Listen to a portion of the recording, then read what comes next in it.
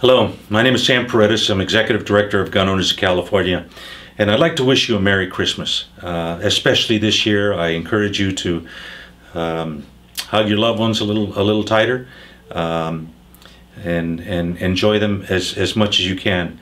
I'd like to take this opportunity to, as a father of three and a soon-to-be new grandfather, express to you our horror, our deep sympathies for the families of the children and adults massacred in Connecticut.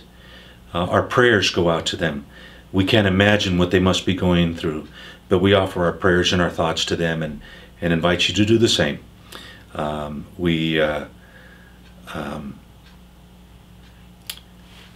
It's hard to respond to what happened. The one realization that we have to come to grips with is that true evil exists amongst us, and we have to do something about it. We have tried to withhold our response to this measure while the professionals do their job and investigate the crime that was committed. But now is the time to speak up.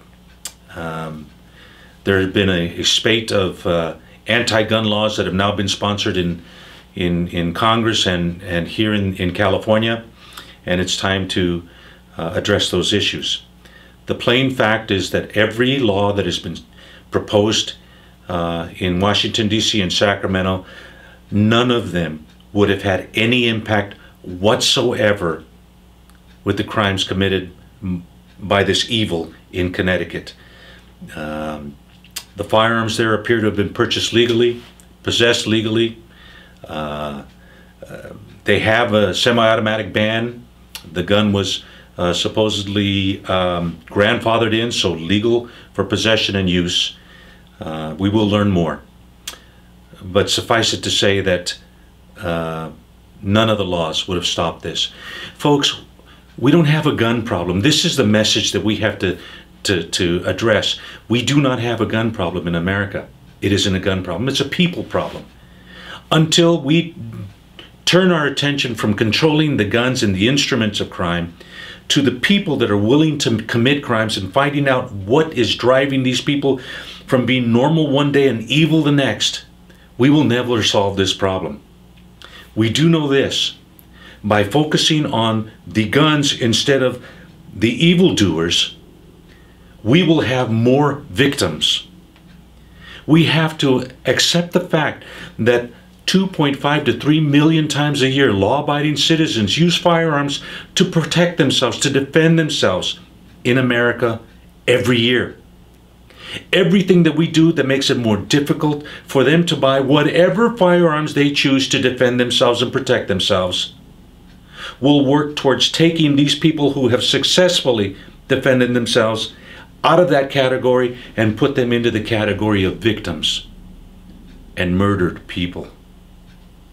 That is the net effect of gun control laws nationwide.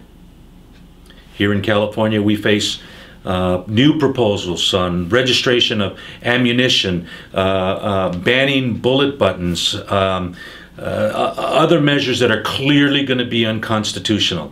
We don't know all the details yet, but if you stay tuned to Gun Owners of California and you visit our website at www.gunownersca.com, we will keep you up to date on everything that's going on.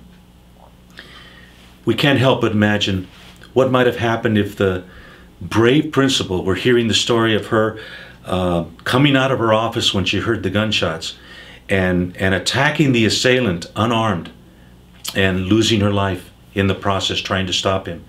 What might have happened had she come out of her office with a legally possessed firearm with some training? We might not have been crying over the deaths of children and teachers and administrators had that happen, but we'll never know.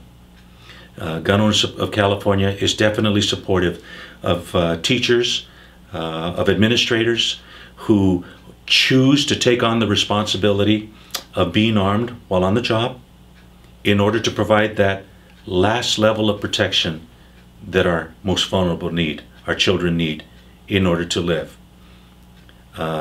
We support measures that would allow and encourage retired law enforcement officers, reserve police officers, veterans who choose to be guardians of our children. Take a little bit of training, understand what they might do to be a presence, to add a level of protection. We know that our police officers cannot be on campus at every school all the time, but we have a lot of folks who would volunteer to take on that honor and take on that responsibility. We need to encourage that. Obviously, we need to do something because evil lurks amongst us.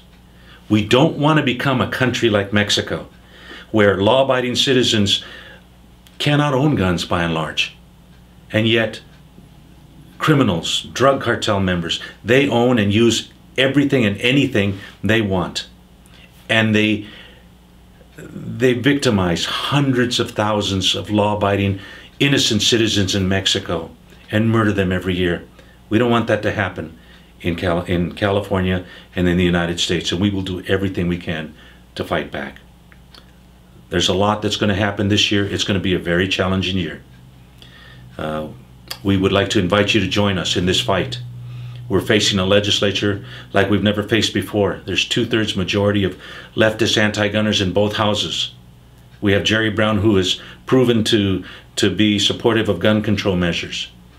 But we still must fight in the legislature and in the courts, and we can't do it without your help. So we invite you to join Gun Owners of California, to be a part of the fight, and to fight to protect